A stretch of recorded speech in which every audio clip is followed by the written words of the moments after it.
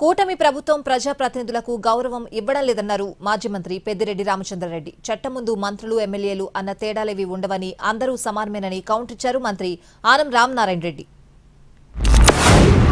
వైఎస్ఆర్ కాంగ్రెస్ పార్టీలో ప్రధాన భూమిక పోషించే నాయకులందరినీ కూడా టార్గెట్ చేసి అనేక విధాల ఇబ్బందులు పెడతా ఉన్నారు, అనేక రకాల కేసులు పెడతా ఉన్నారు.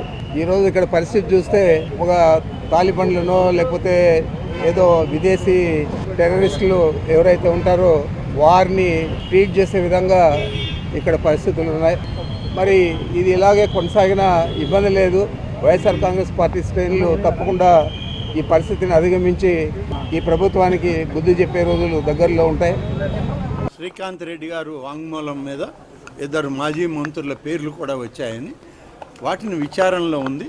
విచారణ ప్రకారం ఎవరు దోషులైతే తీసుకున్నటువంటి ఆరోపణలు నిజమని తేలితే తప్పకుండా ప్రభుత్వం చర్య తీసుకుంటుంది.